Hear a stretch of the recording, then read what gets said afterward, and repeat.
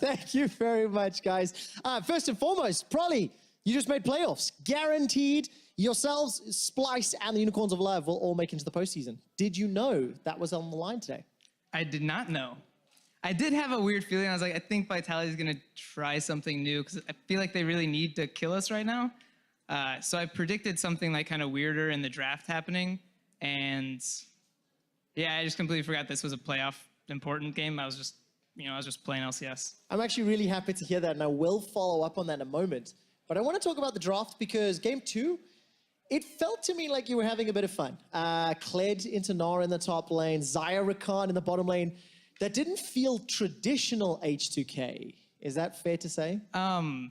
Yeah, I think that's fair to say. These are things that we're practicing a lot, though, and I really wanted to see how different our scrim play with these champions would be compared to our stage play, so we can work from there.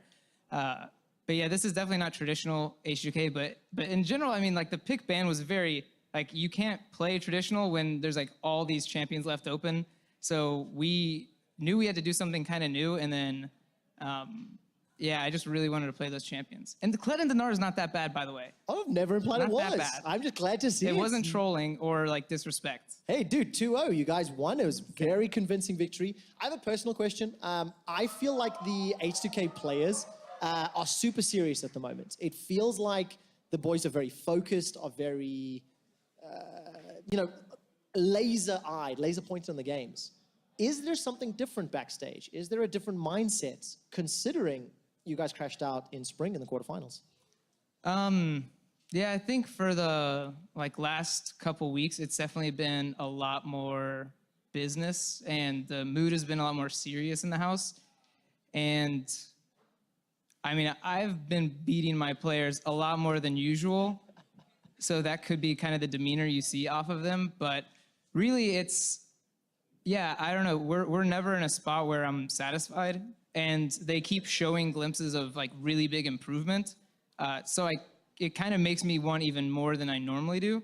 So because they show me how well they can play, now I just keep harassing them to play better. So they're never like able to just stand still. I'm really happy to hear that. I want to show you the standings really quickly over in Group B, of course, because as I mentioned, you have now clinched playoffs not only for yourselves, but for the Unicorns of Love and Splice. And if you look at that table over there, Prolly, if you win your next 2 games against Mysterious Monkeys and UOL, you also take first.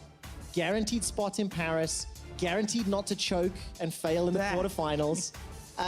So how important is it to take down Unicorns next week and take number 1 in the group? I don't know, in the grand scheme of things, I feel like it's not really big.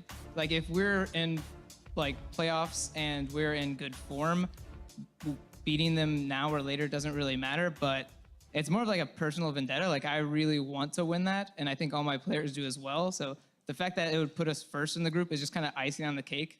And it's more of like the eagerness to just defeat them, and because we've had bad matches against them in the past, I think is going to drive us more than anything. I have 2 last questions just before we go to the ad break. First and foremost, I have mentioned it a few times already, H2K have a history of failing at the biggest hurdle in the split. Deficio famously said he lost faith in H2K. Good for him. What can you say you're doing differently for the Summer Split playoffs to prevent that happening? Well, one thing I do is whenever I do see Deficio, I make sure he doesn't root for us on the analyst desk because it pretty much curses us every time. The second thing is, I don't know, things have been a lot more, harder early. Normally when it like kicks up a notch, it's normally towards playoffs, but instead it's been a lot more like hard on the players like now, 2 or 3 weeks before playoffs. So hopefully this kind of change in pressure from scrims will make like the stage a lot more comfortable, and we'll be like a lot more prepared, and we won't have, a new play style we're not used to, because I think we know all of the teams by now. I'm really happy to hear that. Feels like the pressure kicks in early, you peak at the right time. You're a very happy guy. I am all the time. One final question. Deficio and Sheepy ranked H2K the 3rd best team in Europe, behind Fnatic and G2 respectively. Is that a fair placement based on your professional opinion?